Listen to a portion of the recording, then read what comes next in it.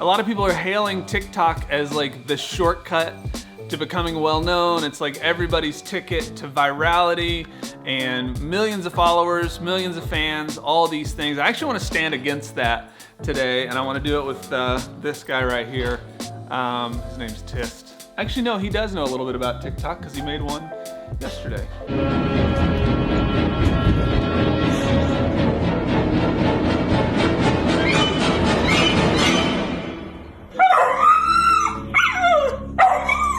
But if you're trying to use platforms like this and the idea of virality to really build a community, to be seen as an artist, I think that there could be some nuanced things that are missing with a platform like TikTok. What ends up happening is you lead somebody into something that all of a sudden gets you famous for the thing that you didn't really want to get famous for. So we're gonna talk about that and how to prevent that in this video. Tist, I'm sorry. I'm gonna have to let you go.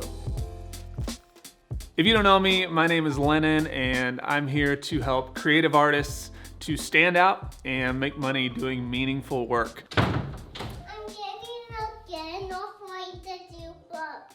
Okay, your toy kennel, I think, is already in there, babe. This is it. This is what it's like to be in a pandemic. That's my wife. Oh yeah.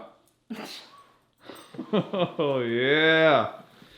So there's a couple things that I want you to think about. I'm gonna actually argue that getting big numbers on TikTok is a lot easier than the things that need to be in place for that virality to actually make a difference in what you're doing. And I'm even dealing with this right now. So to give you some context, like I'm trying to grow my Instagram account. I've been doing a lot more full-time hours with personal clients and with video creators. And so I have a lot less time to like just make stuff. But I've been working on Instagram and working on it. I've been seeing that I'll have posts that'll do really well, you know, like reach 20,000 accounts and they'll maybe get a couple thousand likes. And I only have maybe 1,200 followers right now. But then what ends up happening is because my stuff, when they come back to it, doesn't blatantly present what it should present, people aren't necessarily following me as quickly as I could be getting them to follow, right? And so I want to kind of just warn you of this, that if you don't know where you're leading somebody to, you may be spinning your wheels in the wrong direction. So as you're putting together your TikTok stuff, I want you to think, am I making the right kind of content for the right person? Am I not just trying to ride a trend of a dance thing or whatever just to ride a trend? Like if you want to do that just to try and go viral, I think that's totally fine. But the problem here is that if you feel like that's the thing that's going to get somebody back to the thing that you want to be known for, you probably have some issues there, because the friction is high to get them to go from passive scrolling mode to, oh my gosh, I'm now here to discover new art and to get into this place and get into this mindset of this beauty and this work, right? So if you can't lead them back to something with the type of content that is intended for your audience, then you're gonna have a bigger issue on your hands at the end of the day. It's a lot better to get 500 really, really powerful, good views from the right people than to get 50,000 from people that are just passively scrolling through with no intent of, you know, getting into the thing that you want them to get into, okay? The other thing that I want you to remember is success is not defined by how many followers you have on Instagram or how many subscribers you have on YouTube. Like, and even more and more, if you're just looking for brand deals even, like if you're an artist, you're like, I wanna do more brand deals. You know, brands are working more and more with micro influencers every single day.